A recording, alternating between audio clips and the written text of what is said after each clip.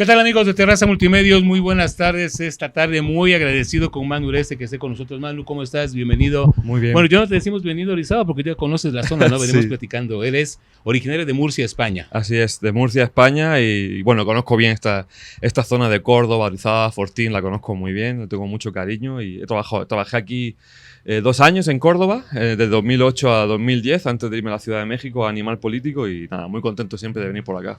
¿Te gustó la zona? Me gustó mucho, de aquí tuve una pareja, una familia, a los que les sigo teniendo muchísimo cariño y aprecio y respeto, y siempre que vengo pues trato de visitarlos, y la verdad que como en casa. Ahora, la presentación del libro Vivir con el narco, Así es. además del nombre, que es impactante, es fuerte, pero la fotografía todavía mucho más, ¿no? Trae un Sí. significado semiótico muy importante. Me dices que la pistola es de juguete. La pistola es de juguete, pero bueno, me pareció una foto muy impactante, muy fuerte y muy triste también, porque esta foto la tomé en Arantepacua, en Michoacán, una comunidad purépecha, que en 2017 sufrió la represión brutal de la Policía del Estado, que entró a esta comunidad a reprimir a los comuneros por una protesta que estaban haciendo, una protesta social, y mataron a 4 personas, entre ellas a un menor de edad.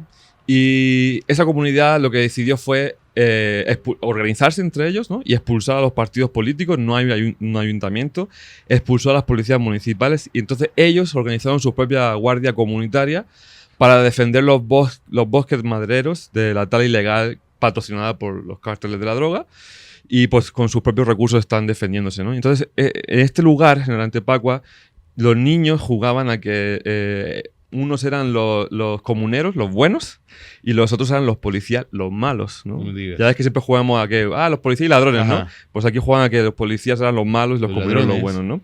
Y cuando yo le pedí a este niño si le podía tomar una foto, obviamente yo no le dije posa ni nada.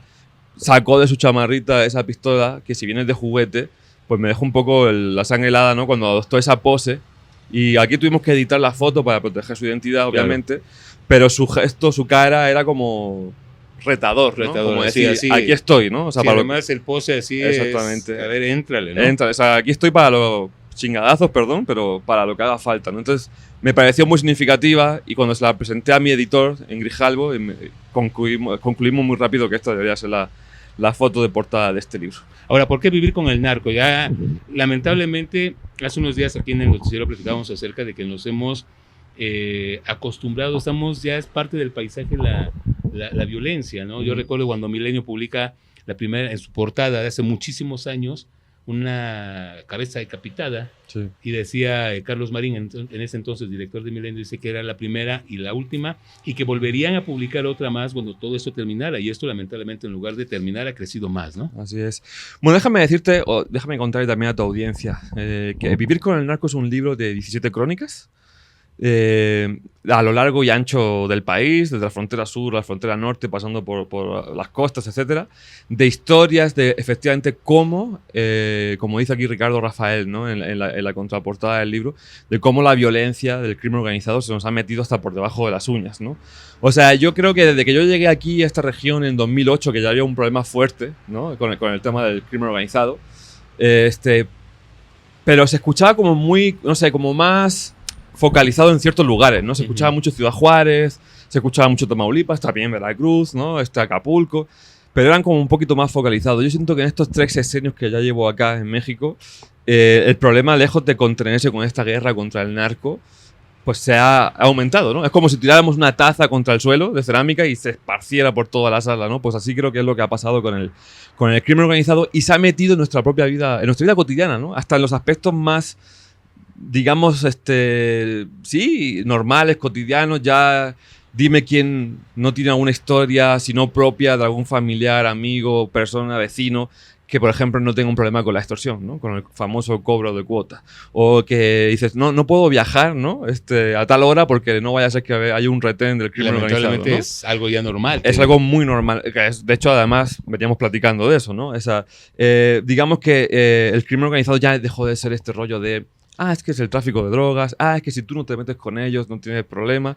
Ya estamos viendo que eso no es así. Hay más de 100.000 desaparecidos aquí en esta zona, por desgracia también, de Río Blanco, Orizaba, Iztac, etcétera. Pues hay un colectivo que se dedica precisamente, 2 de las crónicas las protagonizan ellas. El de Araceli Salcedo. El de Araceli Salcedo. Hay una crónica que se llama La Casa de los Martirios y otra que es El Rancho Cali, de Vuelta al Infierno de los Zetas, que las protagonizan el colectivo de Araceli Salcedo. Entonces, hoy día el crimen organizado está enraizadísimo en nuestra vida cotidiana, en nuestra vida política. La primera crónica que abre el libro, Votar entre balas, que es el caso de Guerrero, pero también estuve en Veracruz, pero más al norte, de cómo el crimen organizado ya está haciendo todo para cooptar las elecciones locales, municipales, para hacerse con el control de los municipios y de los pueblos, ¿no? Entonces, bueno, es un compendio de crónicas, es un mosaico de voces. No es un libro sobre narco per se, en el sentido de que no es un libro sobre sicarios, sobre cárteles, es un libro que le da voz a las víctimas. Y es un libro que también, lo que viven las víctimas. Exactamente.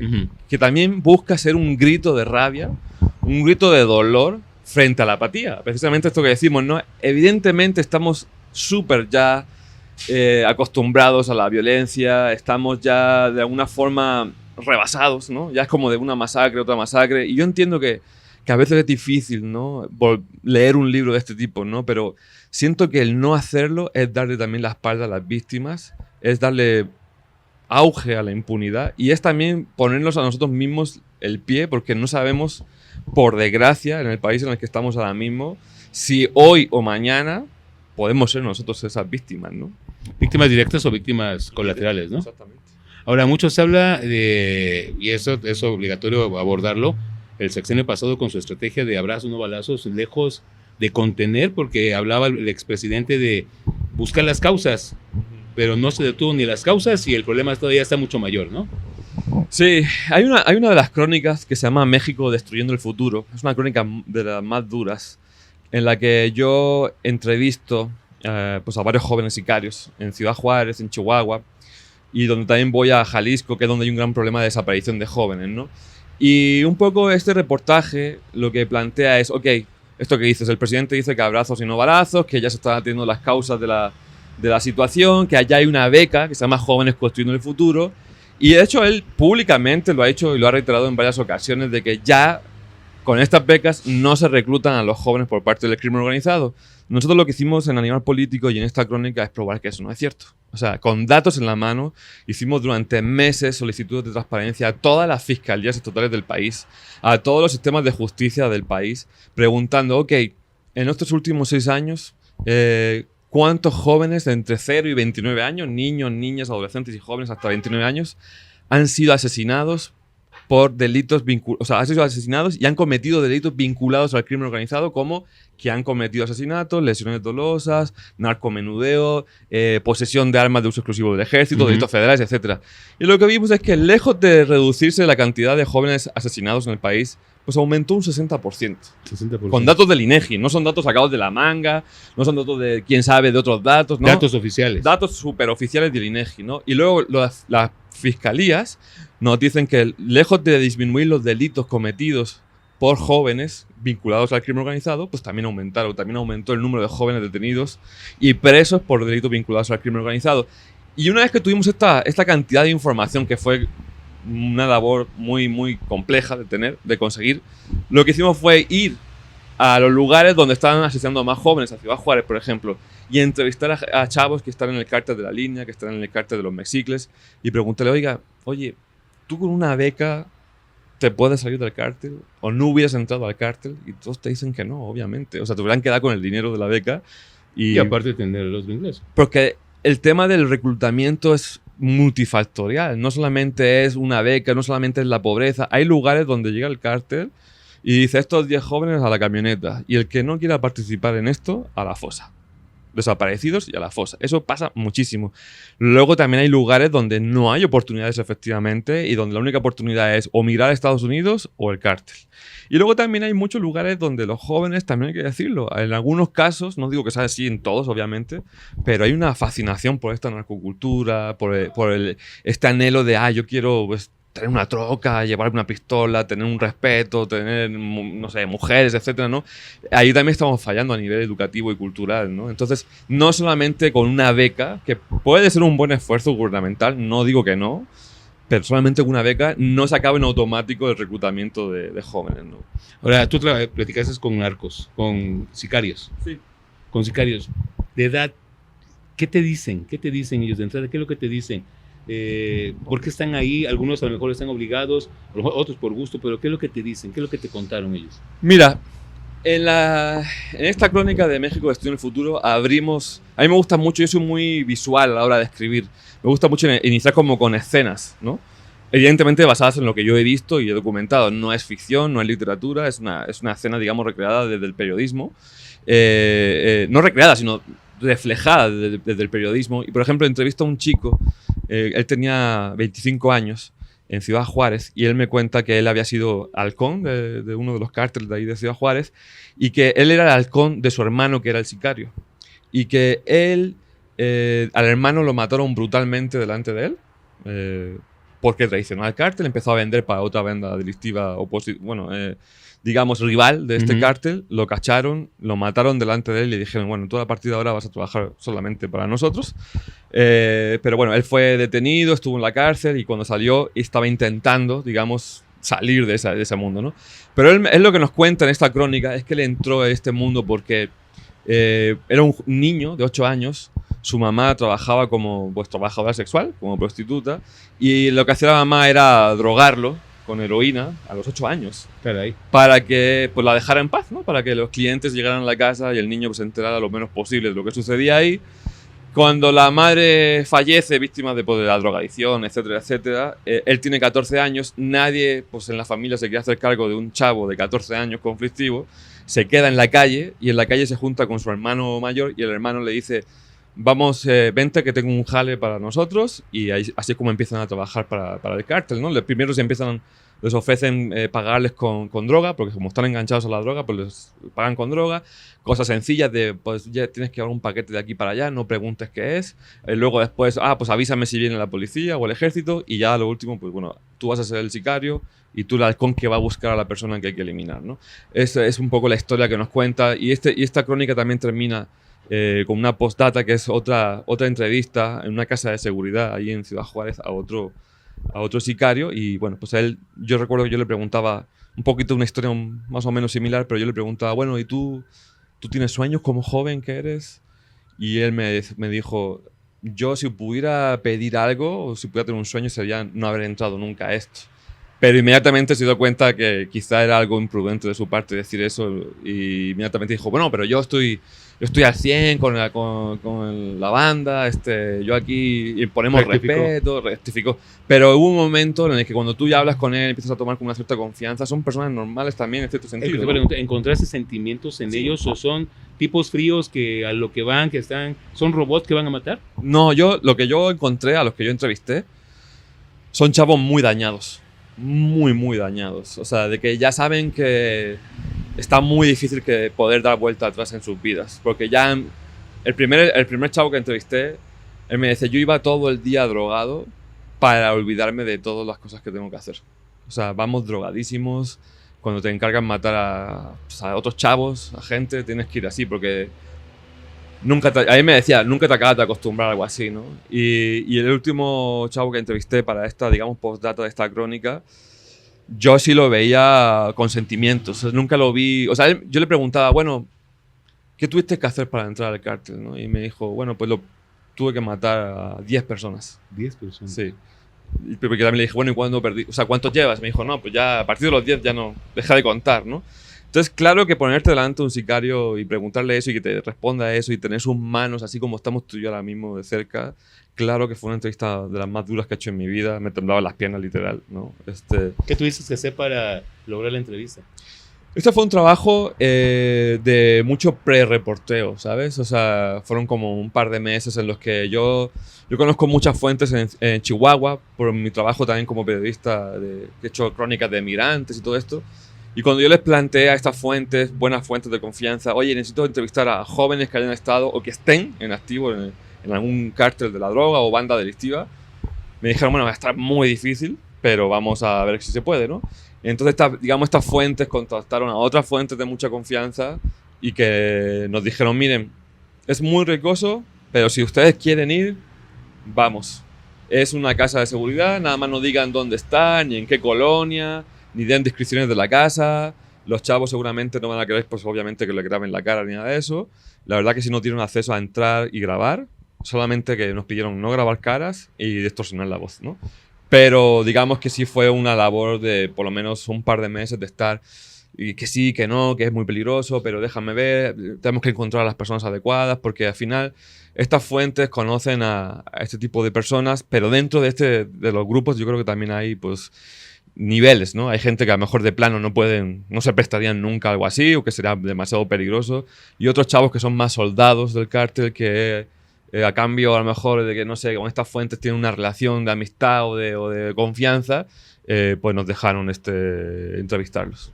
Ahora, yo leí en una ocasión que, de acuerdo a algunas estadísticas, los números son muy, muy fríos, que de jóvenes de 12 a 18 años, de cada 10 de ellos, por lo menos 7 preferían irse al narco que buscar actividades. Esa estadística a mí me pareció muy dura. Tú que practicaste con ellos, ¿es cierto? Mira, como dices tú, es muy difícil yo creo que poner eso en una estadística, ¿no?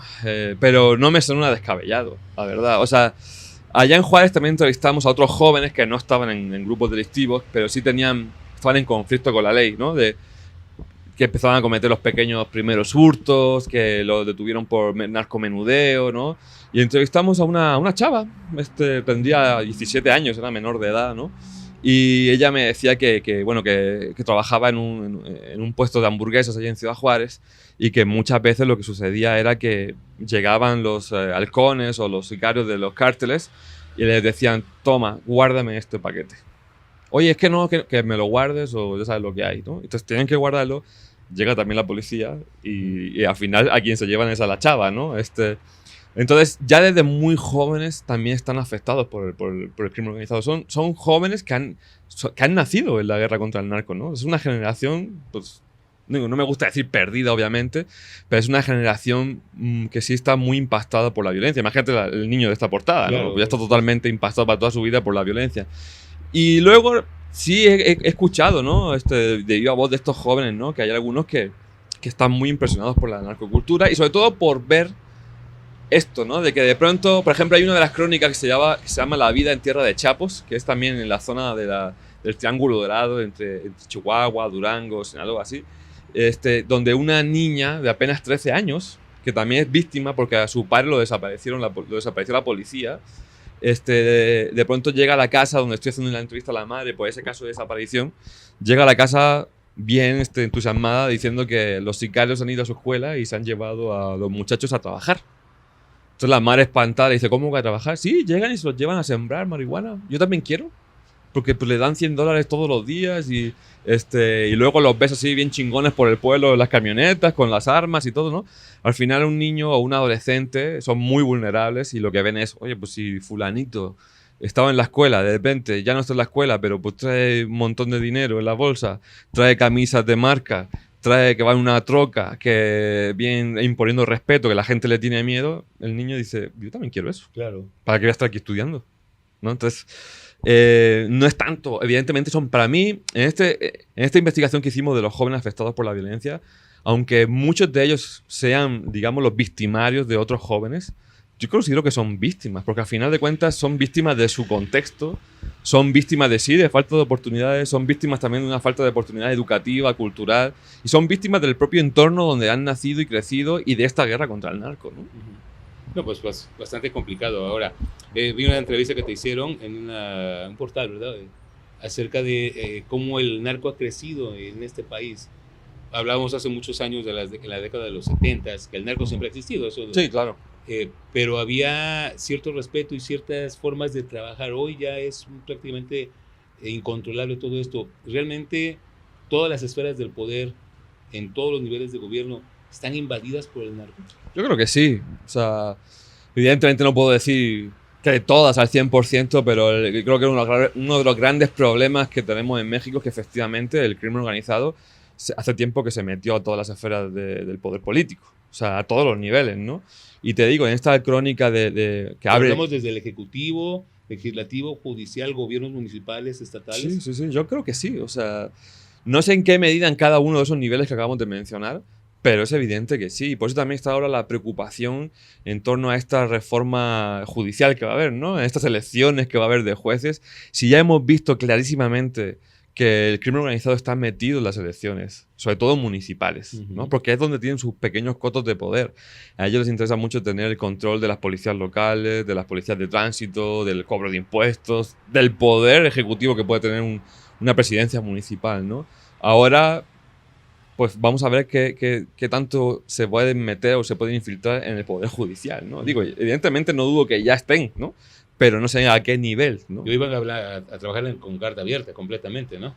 Pues una de las cosas por las que se dice que se planteó esta reforma judicial precisamente era porque el presidente decía que es que los jueces liberaban a los narcos y así, ¿no? Bueno, vamos a ver en estas elecciones cómo van a ser. Pues yo veo unas elecciones muy complicadas de, no sé, de cientos de jueces que nadie conoce, que pueden tener también la tentación de ser patrocinados por el crimen organizado o que el crimen organizado los obligue, ¿no? Porque también te digo, en esta crónica que abre el libro de votar entre balas, que es el caso de Guerrero, pero que también incluye otros municipios de otros estados, vemos cómo los propios candidatos son los que te dicen, incluso candidatos de Morena, del partido del poder, te dicen, la democracia en Guerrero está secuestrada por el narco. Tú aquí no puedes hacer campaña libremente si no les pides permiso antes y si no te dan el beneplácito de presentarte. Y si te lo dan, obviamente se van a querer cobrar ese permiso con intereses una vez que llegues al poder, ¿no? Ahora, eso que te dijeron que en Guerrero la democracia está secuestrada, ¿pudiéramos llevarlo a todo el país? A todo el país no lo sé. Sería demasiado, creo que de mi parte, decir a todo el país, porque no. Para esta investigación no recorrí todo el país. Estuvimos como en 5 estados: Guerrero, Veracruz, te digo, Guanajuato, Jalisco, Michoacán, Sinaloa. Lo que sí te puedo decir, a partir de los datos, porque esta crónica es parte de una investigación que se llama Votar entre balas, que también, digamos, estuvo liderada por Data Cívica.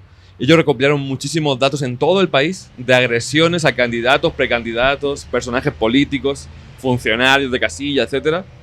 Y lo que sí es que hubo un aumento muy notable de la violencia electoral, muy notable. O sea, este pasado proceso electoral que terminó el verano pasado fue el más violento de la historia moderna de México, y es porque cada vez hay mayor presencia o mayor interés de los grupos criminales en controlar las elecciones. Entonces, eso de cara a los próximos, por ejemplo, aquí en Veracruz, que va a haber un proceso electoral de municipales, vamos a ver cómo va a estar, ¿no? Porque yo incluso para el pasado, que creo que eran de diputaciones locales, estuvimos, por ejemplo, en la zona norte, en Papantla, en Poza Rica, en Cazones, y ahí era de verdad un asunto muy difícil para los candidatos moverse, ¿no? Había lugares como este sitio que se llama Cazones, donde ahí las elecciones no existían. O sea, no había propaganda electoral, no había nada, no había capacitador del INE, y era un lugar donde 2 semanas antes de ir a hacer esta crónica, un grupo criminal pues había dejado ahí un restos humanos frente al ayuntamiento, y en el proceso electoral anterior, no sé si lo recuerdas, ahí mataron al candidato un día antes, creo que fue, de la elección. O sea, el candidato todavía apareció en la boleta, ganó fallecido, ¿no? Entonces, el tema de cómo se está infiltrando en el tema político es algo que ya existía, pero que yo creo que ahora está avanzando con más fuerza, y eso es muy preocupante para nuestra democracia. Para cerrar, Manu, porque tienes que presentarte un libro, ¿habrá salida de todo eso que estamos viviendo aquí en México? ¿Habrá salida y habrá pronta salida? Pronta no lo creo, sinceramente. ¿Pronta cuánto? Yo creo, una de las cosas que yo digo es que, mira, en este libro hay una crónica de 2012 de las patronas, precisamente, del tema de los migrantes, ¿no? Y esa crónica, si tú le pones 2024 y le pones otro nombre de otro presidente o presidenta, es prácticamente lo mismo. O sea, es muy parecido. Y yo creo que este libro van a pasar mínimo 10 años y va a ser súper vigente. Va a ser súper actual. Me temo eso. O sea, me encantaría poder decir, no, yo sí veo que las cosas están mejorando, que poco a poco va la estrategia dando resultados. Yo, sinceramente, yo no lo veo. Más allá del discurso político que nos quieren hacer ver de que ya todo es Dinamarca y todo esto, sinceramente no se trata de una cuestión de postura política o ideológica. A mí me encantaría pues decir, no, las cosas van mucho mejor, y esto es un libro testimonio de lo que la guerra que fue, pero ya no lo que estamos viviendo. Pero me temo que van a pasar, te digo, por no verme muy exagerado. Yo creo que van a pasar 10 años y este libro va a ser muy actual. Lamentable. Manu, te agradezco muchísimo que hayas aceptado platicar con nosotros. De verdad, ¿dónde podemos adquirir el libro? Mira, este libro ya está en este formato, en papel, en buena parte de las librerías del país. Pero si no lo encontraran en papel, está ya disponible en el libro electrónico, en ebook. Y también está la versión de audiolibro, que Bien. está teniendo mucho auge porque lo narra una actriz de doblaje muy buena. Y no solamente lee las historias, sino que las va dando una interpretación y te va llevando de la mano por cada una de las historias. Hay varias historias de Veracruz, como hemos mencionado en esta entrevista, así que creo que les puede interesar. Vivir con el narco, ya disponible. Perfecto. Manu, te agradezco muchísimo. A ti. Gracias. Ahí tienen, amigos de Terraza Multimedios. Aquí está precisamente Vivir con el narco, crónicas y retratos de un país que lamentablemente seguimos en guerra. Gracias, Manu. Gracias. Gracias, amigos. Ya lo saben, estamos en nuestras redes sociales. A lo largo de esta semana vamos a estar platicando a través de Noticiero en Punto de esta entrevista.